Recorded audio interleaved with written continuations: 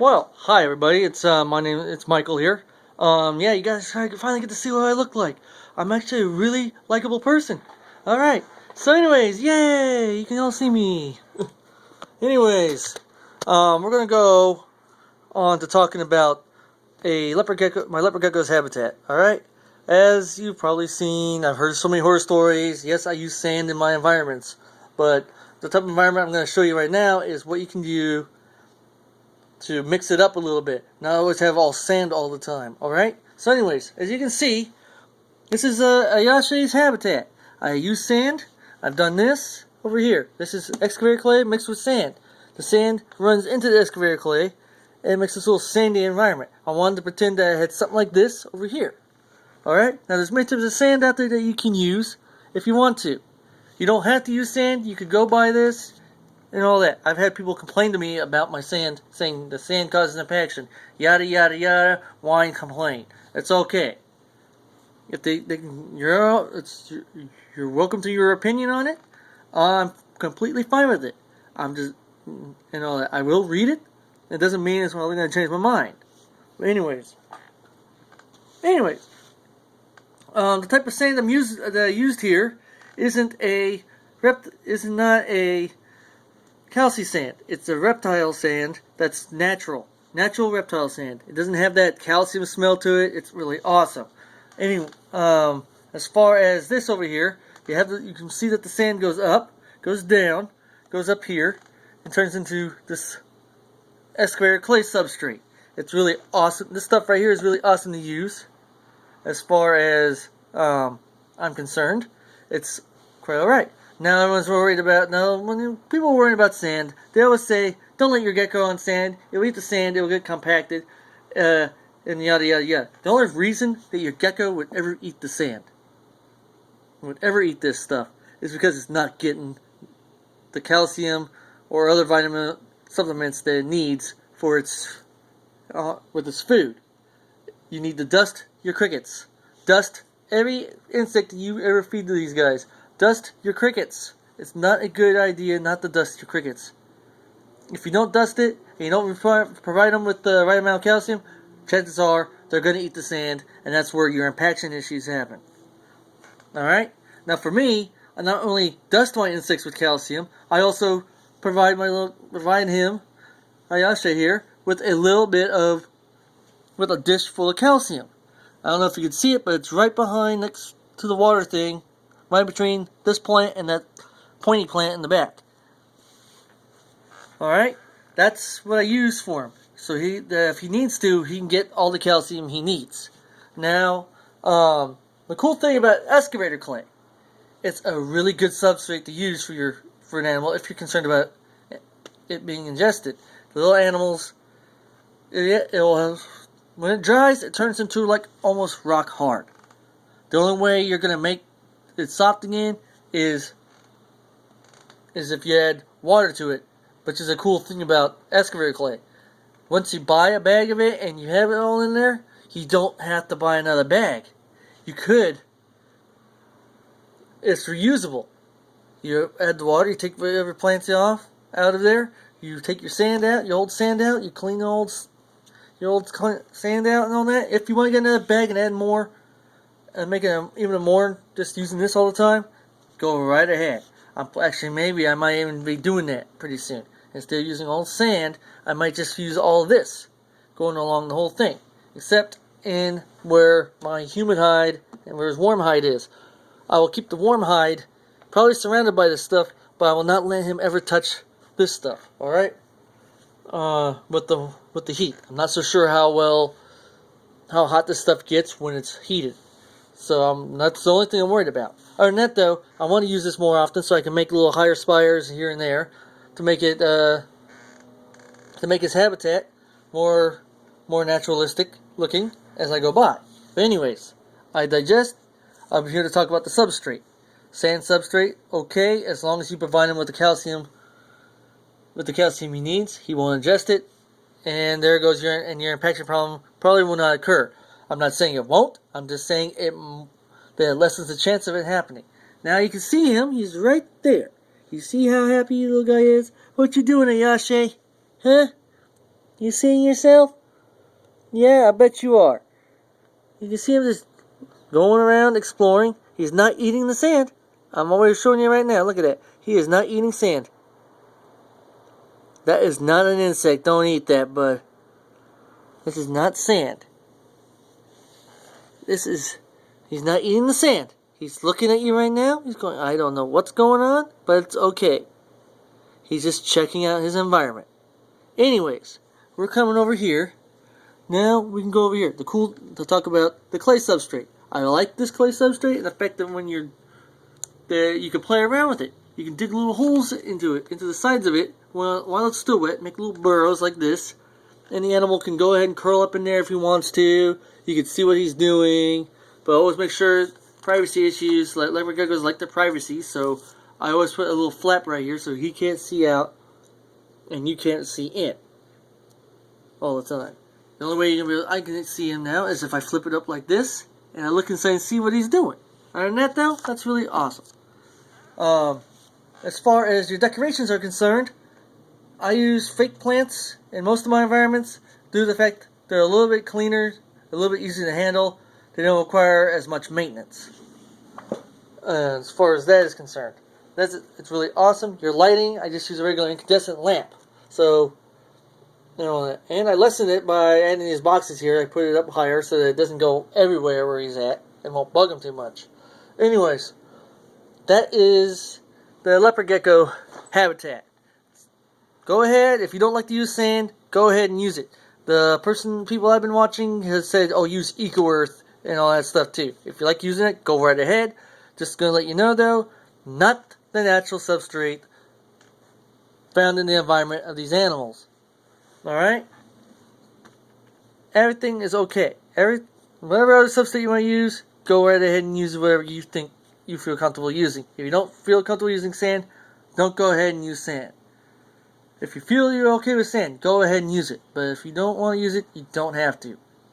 I'm not edging you on. I'm just explaining to you that the main reasons that a leopard gecko was probably eating the sand and got impacted and died in the process is because he or she was not getting the environment, was not getting the calcium supplements it needed. Make sure you dust your insects. Always dust them. Alright? If you don't, they're going to eat the sand more often than you think. But as far as so far, he has not had any trouble on the sand. And you can see, he's perfectly healthy, perfectly happy, got a nice big fat tail on him. He's alright on the sand. Just don't always believe just don't believe all the horror stories. That's all I'm putting out there. Don't believe the horror stories that everyone says about substrates. It's their opinion. They are free to their opinions. Just as you are free to your opinion. Use what you want. That's all I'm putting out there. Use whatever substrate you want to use. Okay, now, for those of you who are, this isn't the only animal I own. For those of you who are more into snakes, I own a ball python as well. So we're going to go ahead and look at Zubiri's tank, alright? And when we look at Zubiri's tank, you're going to notice something. You're probably going to complain the fact that I have a fogger on mine, alright? This is only because she's in a 50-gallon tank, and I cannot, for the love of God, even when I sprayed it down, keep her environment humid enough for her. It would always drop down to like 20% humidity. That's desert. I didn't like that. Alright? So, anyways, let me go ahead and show you guys what I've done here as far as substrate issues are concerned.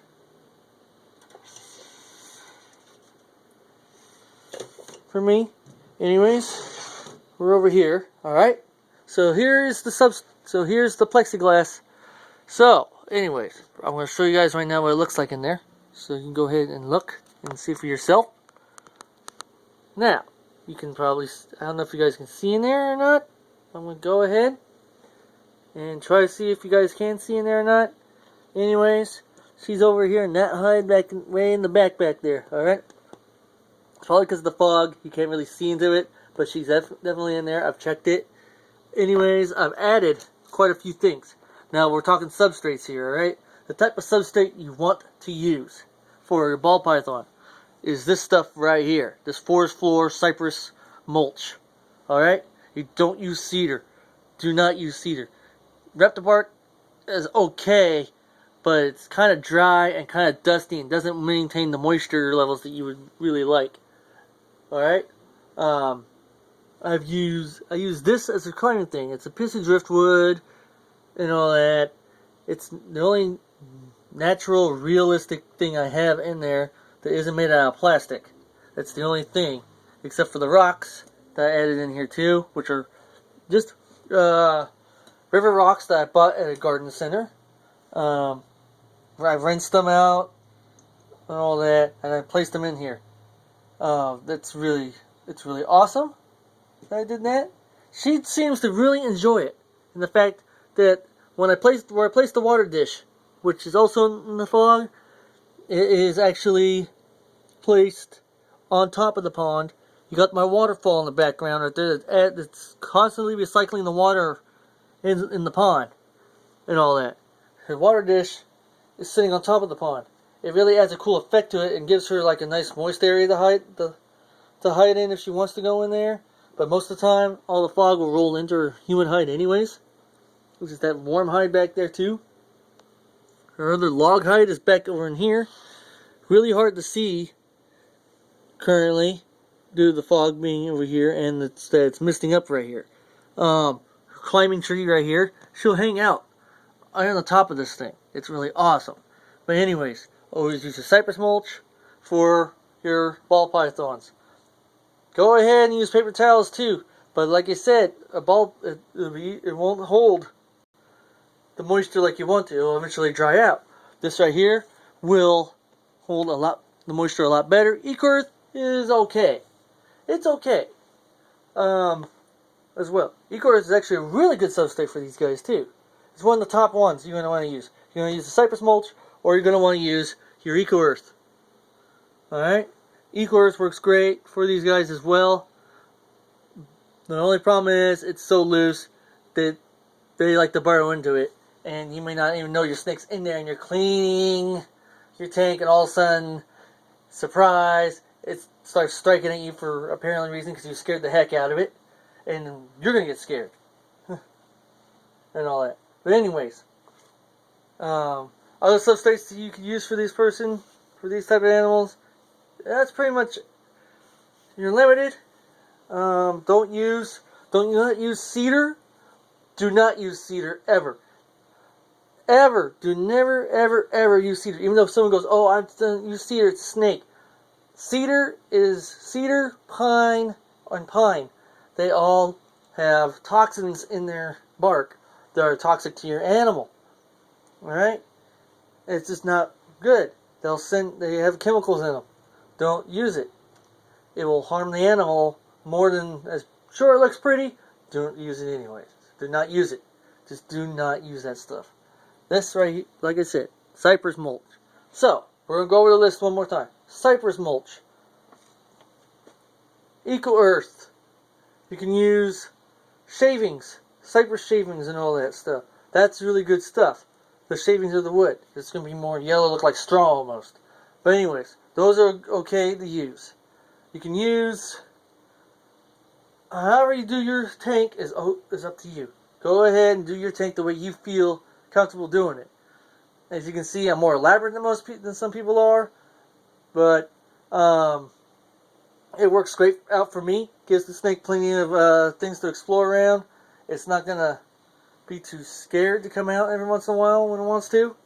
He or she will be really happy in a tank like this. This is pretty much a naturalistic tank. You're mimicking, like I said, I mimic the environments that these animals come from. It's awesome. Really awesome. Alright? Anyways, back to what I'm saying. Do your tank the way you want to do your tank. I'm not going to tell you guys how to do your tank. I'm just giving you guys some ideas on how to do your tank. I'm giving you guys some ideas on substrate. I'm telling you guys that for leopard geckos or whatever reptile you have, it's okay to go ahead and use sand if you feel comfortable doing it. Just make sure that you monitor it all the time. I cannot tell you enough. Monitor your reptiles when using sand. Do not, if you see him eating it, try to find out why he's eating the sand, alright? Try to find that out. Why is my leopard gecko eating the sand? What's going on? I need to find out what the heck's going on. If you feel like he may have eaten too much sand and he stopped eating on you, and you wait to see if he'll pass the sand. If it doesn't pass the sand, it's time to go to the vet.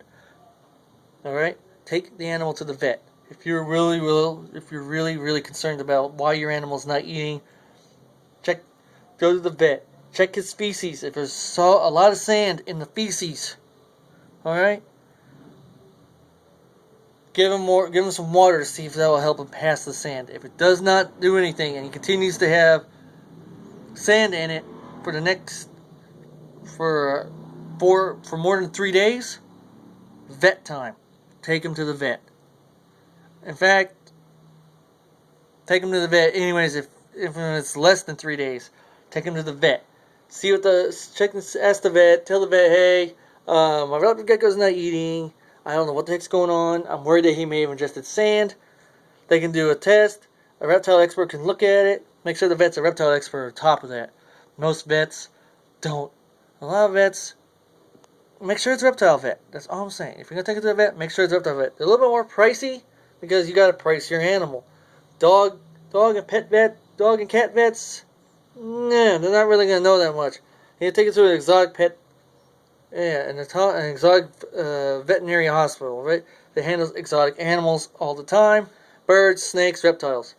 That's all they handle. They don't handle the little fuzzy animals, alright? That's for the other veterinary hospitals out there. Anyways, I've informed you guys on what I like to do with my animals. I'm not putting an argument out there for the sand. I'm just informing them, giving you guys better information on using sand in a desert reptile environment, as well as giving you guys information on how to set up a tropical reptile environment so that your animals will be happy and they will live healthy lives and you can enjoy them for the maximum time that they live. Alright? Well, this is Michael Davis once more. I'm going to be signing off. Enjoy the rest of your day. Peace.